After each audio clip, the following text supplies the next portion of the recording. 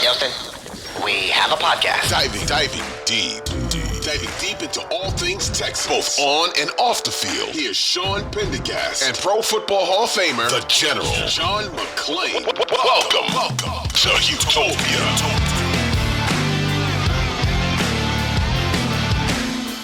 John, fire away. General news and notes. Give us some numbers and stats and whatnot to make us sound smart at the water cooler. Speaking of Will Anderson Jr., because of his bad ankle, he took only 12 snaps against the Titans. He had 2 sacks and 6 pressures. And if he can play that way in this last game at Indianapolis, whether he plays 12 snaps or 22, it's a good chance he's going to win Defensive Rookie of the Year. Wow. Because Jalen Carter and the Eagles defense and defensive line have dropped off the face of the earth. Devon Witherspoon of Seattle is hurt, and Will's coming on strong.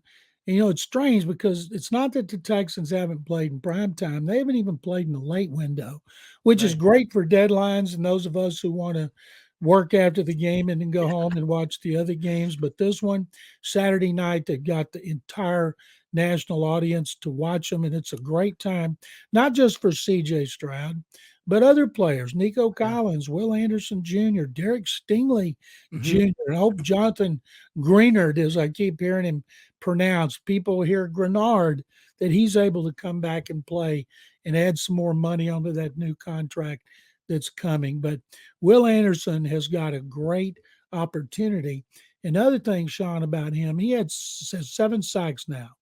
And it was very interesting that he broke the record that he shared with Whitney Merciless and Brooks Reed. Brooks played and Wade Phillips is out 3-4 and rushed a lot. And it was not J.J. Watt, and it was not Mario Williams. J.J. had 5.5 sacks as a rookie, and he did pretty well that second season with 20.5. Yeah. And Mario had 4.5 as a rookie, and then he turned around and had 14 as a sophomore. So there's time left in this season, but I can't wait with Will Anderson Jr. to see what he's going to do next season. Yeah, John, I'm with you. I think a couple things. One, boy, that would be something if Will Anderson came back to win the Defensive Rookie of the Year. He was 16-1 last week, John, while he was out injured. And now I think the new odds this week, Jalen Carter's still the favorite, a pretty substantial favorite on the odds board. But I'm with you. This nationally televised game is a big opportunity for people to get a good look at Will Anderson. I think it's a good opportunity for people who are still critical of the trade to understand what Will Anderson means to that defense if they haven't had a chance to watch him play yet. I'm with you on the ascension of Will Anderson. It's very reminiscent of J.J. Watt. Like J.J. started to figure some things out at the end of that rookie year, and come playoff time, he was the best defensive player on the field for the Texans in that postseason run against Cincinnati and against Baltimore. He was tremendous in both of those games. I think the game on Saturday, too, the prime time, I know you've got more notes to get to, but as long as we're talking about this aspect of it, I think it's a big opportunity for the nation to see what Nick Caserio's put together, too.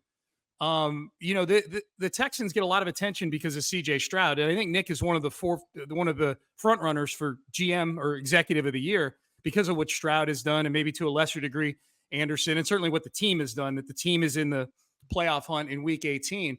But I think the chance to get to look at some of the little moves that Nick has made, the one-year deals that he gave to guys like Dalton Schultz, Devin Singletary, see how important those guys are to the offense. If Laramie Tunsil can't play, you've got George Fant out there playing tackle who he picked up off the street. Some of the moves that he's made since the trade deadline along the waiver wire. Derek Barnett has been a really valuable piece for this defense. Kareem Jackson got 19 or 20 snaps in the game last week. T.R. Tart got in the game and made a few plays against his former team. So bringing Desmond King back has been huge. Desmond King played 80% of the snaps and played well, other than the 15-yard penalty, played really well against the Tennessee Titans. He's basically a starter because they play mostly nickel, and he's out there in nickel. So I think it's a cool opportunity for people to kind of take a look at what Caserio has done this year specifically. I think there's still a lot of questions about the draft last year.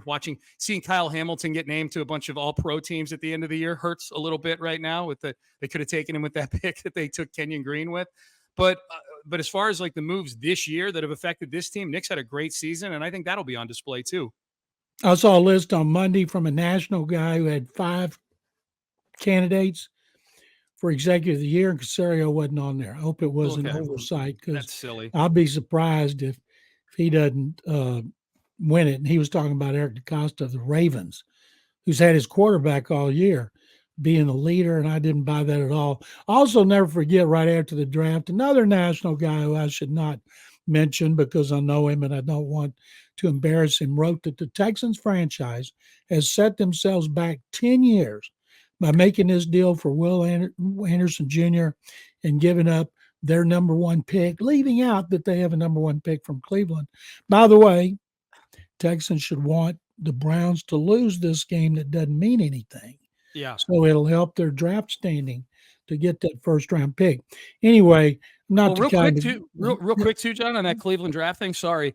They should hope that they face Cleveland in the playoffs too, for that other reason, where if they beat Cleveland, then that helps the Texans draft pick. You know what I mean? Like, if the further Cleveland goes in the playoffs, the worse that pick gets, because the playoff teams draft capital is all determined by how far you get in the postseason. So beating the Browns in the postseason makes that draft pick better too. Sorry, they like to be big fans of whoever goes up against the Browns in the playoffs, yes, if it's not them. And speaking of sacks, Texas have had 14 in the last 3 games. That's more than anybody in the league. And they've tied their all-time record of 45 sacks set in 2015. So if they just get one against Gardner Minshew, they will set the team record. Hopefully they get a lot more than one. Yes, absolutely. Some other things, Sean, from Next Gen Stats and Pro Football Focus. This is not a surprise. Next Gen Stats, which is compiled by the NFL, the best thing that Texans do is stop the run. And run stop win rate, they're second in the league. In run defense, they're tied for third right now. And their pass rush win rate is third. So second against the run, third against the pass, not surprising. These next two won't be surprising either. Their pass block win rate is 10th in the NFL. And their run block win rate is 20th. No surprise. All those stats line up with what we think of them from watching them, what they do best. I'll be honest. Yeah. And I would be real curious, John, like, what was their run block win rate like a month ago? Because my guess is it's improved over that period of time. Every week. They've run the ball much better the last 3 games. Even the Cleveland game, they ran the ball okay. It's just that game got out of hand. You know, the game, you had to throw the ball. Davis Mills came in and threw the ball 32 freaking times in the second half of that game. So, yeah, man, I hate to say this because my compass has been so off with the Texans over the last few months. When I feel good about how they're going to do, they perform poorly. When I feel nervous about how they're going to do, I would say the game I was real nervous about the Jets game, but I was nervous. I thought they might lose a close game. I had no idea. I wouldn't have thought in a million years it was going to play out the way it did. So I feel optimistic about this game on Saturday night. I don't. You don't? No. Okay. I wish I did, but I was nervous about the Titans game. Yeah. I thought they might. And I'll tell you something else about the Titans and the Jaguars. For Texans purposes, they would want Ryan Tannehill to be the starting quarterback because he's trying to get an audition for a new job. Yeah. Plus, he's healthy. Will Levis is not. So if Tannehill is starting against the Jaguars, I think it gives them a better chance to pull an upset. And looking at Pro Football Focus's grades for this past game, and you mentioned George Fant, when he replaced Laramie Tunsil, who had a groin injury. And in this last game, if you can walk, you got to play. You got to be all hands on deck. And it doesn't matter if you can't play but 5 plays. Everybody's got to be in if they can be. Tunsil, of course, is their best lineman.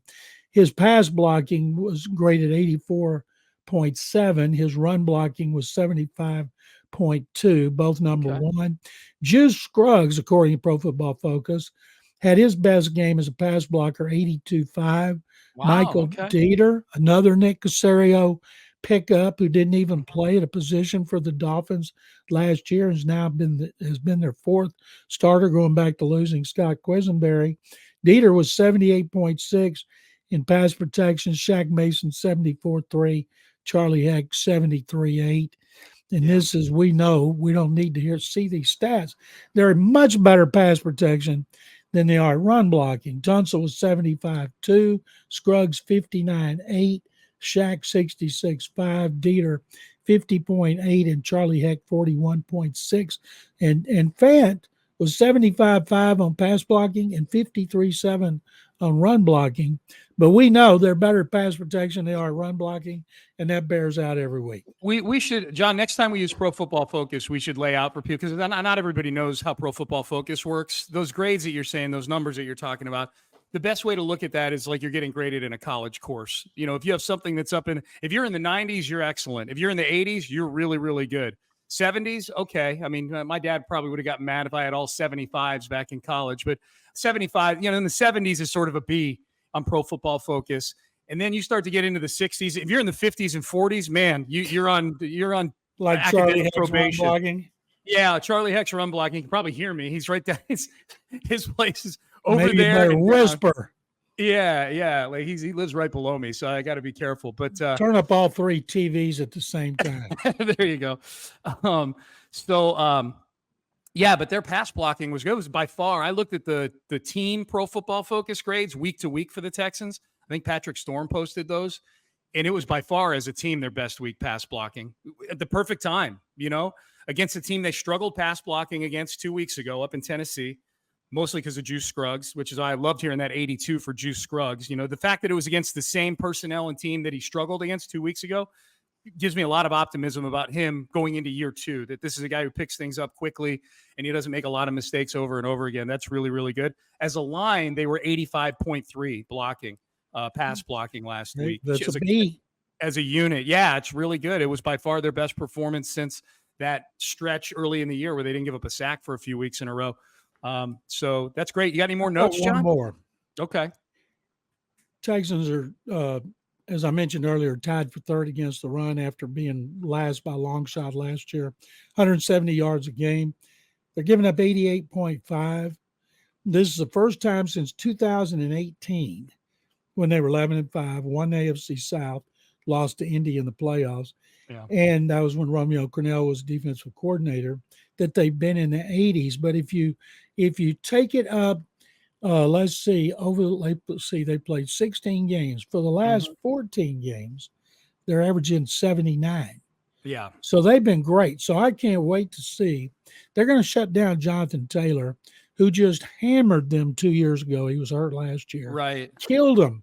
He's Yeah. going to see a whole new run defense, and it doesn't matter who's on the field. They didn't have Malik Collins and Jonathan Greenard, and they still play great run defense against Derrick Henry and the Titans. This is the game in which everybody learns Jonathan Greenard is Jonathan Gennard, but Gennard better be on the field. Yeah, no, he needs to be on the field. And John, yeah, like D'Amico's touched on that this week. Like that game in week 2, that was a different team on both sides. It was, but a very different Texans team. Zach Moss ran all over them that day, John.